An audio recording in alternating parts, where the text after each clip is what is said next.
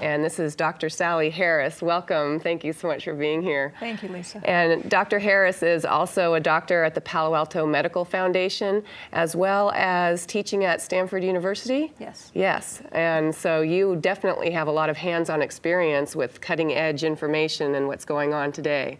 So I wanted to talk to you a lot about these overuse injuries because it's been in the news. There's been some other articles I saw in the San Francisco Chronicle. Somebody is actually writing a whole book about this, but tell us about your experience with what's happening with youth today. Well, I think we see so many more overuse injuries than we used to see in the past. I mean, every 5 years it just seems to increase dramatically. And we see things that we didn't even think teenagers and children could get in years past. But now with the increase in their training and the level of participation, we're starting to see problems that just used to be unheard of in young people. And so I want to ask you two things here. What is an overuse injury? And when you're saying that these kids, you know, they're participating, they're a lot more serious, this is different than, let's say, 10, 20 years ago? Very different. Okay. Overuse injuries are injuries you just get gradually over time. So they just develop insidiously. You know, something starts to hurt a little bit, but it doesn't go away. So it's not just like a sore muscle that goes away a few hours later. And you realize, you know, weeks have gone by, perhaps months, and you still have the problem. Maybe it's getting worse. That's what an overuse injury. It's not something you can say just happened with a specific injury like you fell and twisted your ankle. It's a much more gradual So thing. it's something that's just nagging at you. Yeah. And you actually told me that there's 4 stages of overuse Yeah, and injury. it's something I like to tell, you know, parents and the patients I treat that, you know, because they wonder, how can you tell if you have an overuse injury? You don't want to come to the doctor for every little ache and pain. Right. So generally, if you see the problem escalating, so we say stage 1 is you just feel the problem after practices.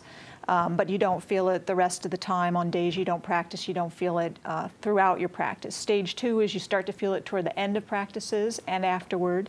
Stage 3 would be you feel it when you first start practicing, sticks with you the whole way through, Right. and it lingers afterward. And then stage 4 is you're just feeling it with routine activities of daily living, even when you're not practicing. Right. So you start to chores. see that progression. That's a warning sign that you really need to get an evaluation, make some changes, because in general, the longer you have a problem, the more serious it gets, and usually the longer it takes to rest it to get it better. So if Right. you can address things that you've just had for a few days or maybe a few weeks, you're going to end up missing a lot less time from your sport than when months have gone by. Well, and I know from, I used to coach at Stanford University. Actually, that's how I first met you, Dr. Harris, was you are our team doctor for the women's gymnastics team.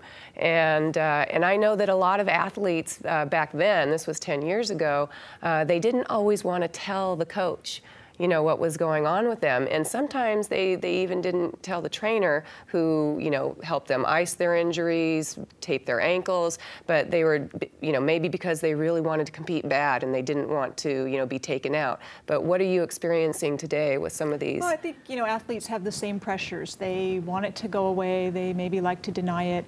They are afraid to tell their coaches. They don't want to miss playing time. You know, they wish they didn't have the problem. Right. And, you know, that can be okay for a while, but if something's really getting worse, you know, it's going to end up backfiring. And usually if they, you know, got a little attention earlier on, they would end up missing less down the road. Right. And, you know, especially in sports medicine, it's really rare we have to take an athlete completely out of a sport. It's usually just a matter of making a temporary change. I see. Cross-training, strengthening to get around a problem. There's a lot of proactive things to do besides just saying you have to stop. So we talked about some common injuries, and one of the sports that a lot of girls are playing today is soccer. And I think you were mentioning that knee injuries seem to be very common in teenage girls today. Yeah, unfortunately, in a number of sports, soccer being one of them, the rate of serious knee ligament tears requiring surgery is 4 to 8 times higher in teenage girls than it is in boys doing the same sport. So there's a lot of research being done on why are girls more prone, what can be done to change that. And there's a lot of encouraging results and prevention programs coming from that work. And you also told me about some patient education that people can educate themselves on, maybe some websites, because a lot of girls are using the internet these days. Yeah, there's some good you know, medical organizations that specialize in sports medicine have good, reliable information. handouts on common problems and simple exercises you can do at home to address them. Mm-hmm. And one of them was, I believe, the American Association of Orthopedic Surgeons is one of the good ones, and so is the University of Michigan. That's right. Health system both have good set as well as other things. So tell me about working at Castellea, because you are also a team doctor for the girls at this girls' school in Palo Alto, California, and I have a heart for them because I know that just learning to play sports is one thing, and then competing seriously is another. And I think you and I also had talked about building a foundation. So how is that your experience working with the girls there?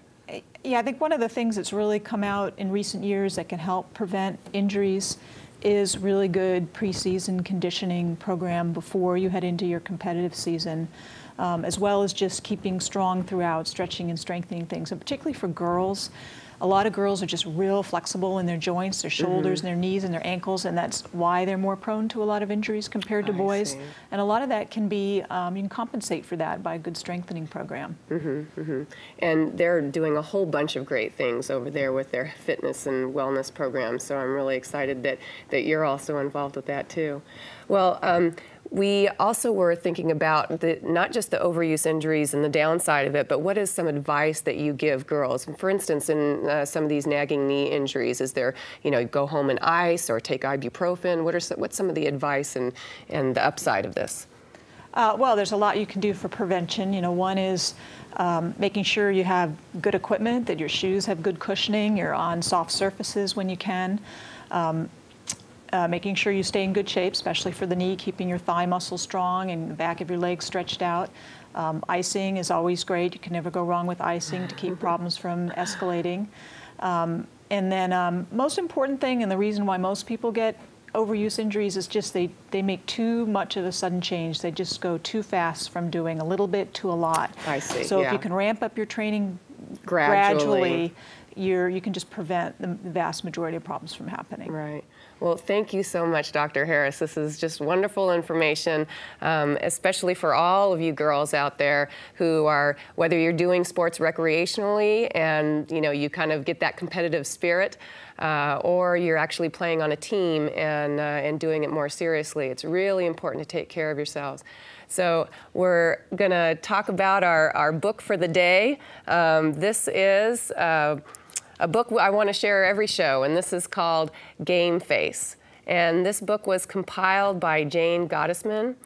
She compiled all the photos. It's just a fabulous shot of women athletes, even recreationally, and doing all different kinds of things that just really make me motivated, make me want to get out there and play. So go out and get Game Face, borrow it from the library. And I want to leave you with a few words of wisdom today. I heard a lot on that tennis segment about wanting it and just really transferring that motivation to real life. And we talked about positive female role models on the Women Who Win podcast, and Amy Chilson, and building that foundation of sports and bringing that to her business now, and being a wonderful role model herself. And what I want to leave you with today is to really go for it. I mean, when you want something badly, don't shy away, don't stop, don't pause. Just think, I got to be fierce and I got to go for that dream. And I want to wish you all the luck, and thanks so much for joining us at Girls Are Champions today. Thank you, Dr. Harris. I want everybody to come out here, Amy, Alexa, and Tanya, thank you so much. And everybody, have a great day. Thanks for joining us at Girls Are Champions.